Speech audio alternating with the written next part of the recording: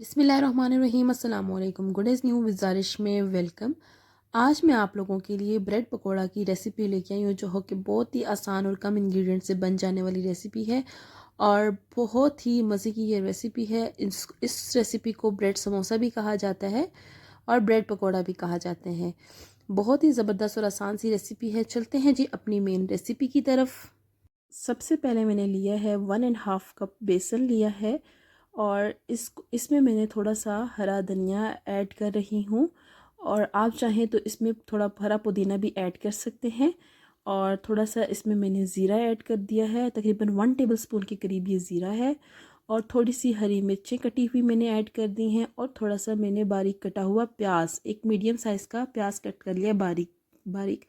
और 1 टेबलस्पून मैंने इसमें सॉल्ट ऐड किया है और साथ में हाफ़ टेबलस्पून मैंने इसमें रेड चिली पाउडर ऐड किया है और 1 टेबलस्पून कसूरी मेथी मैंने ऐड की है। कसूरी मेथी मैंने एक अच्छे सा फ्लेवर देने के लिए और खुशबू देने के लिए ऐड की है। और इन सब इंग्रेडिएंट्स को आपने पानी डाल के थोड़ा थोड़ा पानी डाल के इसको अच्छे तरीके से बीट कर लेना है ताकि कोई भी इसमें गुठली ना रहे बाकी। और ये जो बैटर रेडी कर रही हूँ ये ब्रेड को कोट करने के काम आता है।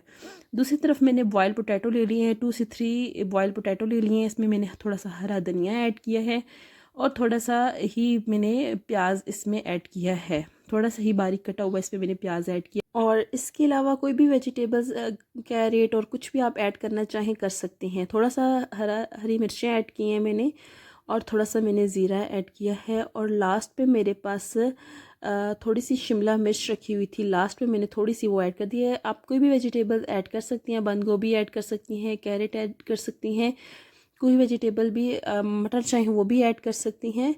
तो बहुत अच्छा एक फ्लेवर आता है इन सब चीज़ों का। अच्छा, थोड़ा सा मैंने इसमें सॉल्ट ऐड किया, थोड़ा सा चाट मसाला ऐड किया है। आप अपने टेस्ट के अकॉर्डिंग कम या ज़्यादा कर सकते हैं। थोड़ी सी मैंने इसमें ब्लैक पेपर, तकरीबन 1 टेबलस्पून ब्लैक पेपर ऐड किया है। इस सब को मैंने बहुत अच्छे तरीके से मिक्स कर लिया है। 6 से 8 तकरीबन ब्रेड के स्लाइसिस थे, उसकी दोनों तरफ मैंने मायोनीज़ लगा लिया है।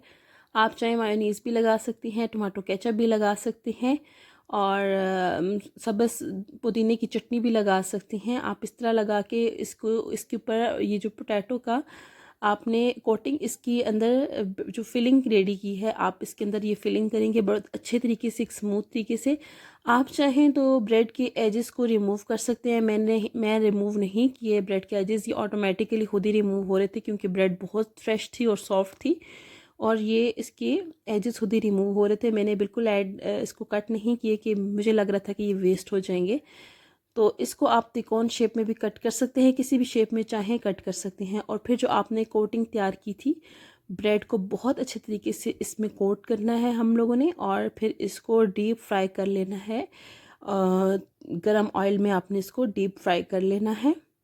डीप फ्राई ना भी, अगर आपको ज़्यादा ऑयल पसंद नहीं है तो आप इसको डीप फ्राई ना करें, इसको आप कम ऑयल में भी फ्राई कर सकते हैं। मुझे ज़्यादा ऑयली पसंद नहीं है ये, क्योंकि इसमें ब्रेड बहुत ज़्यादा ऑयल एब्जॉर्ब करता है।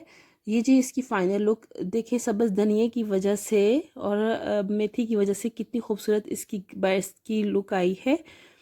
मिलते हैं अपनी अगली वीडियो में। Thanks for watching.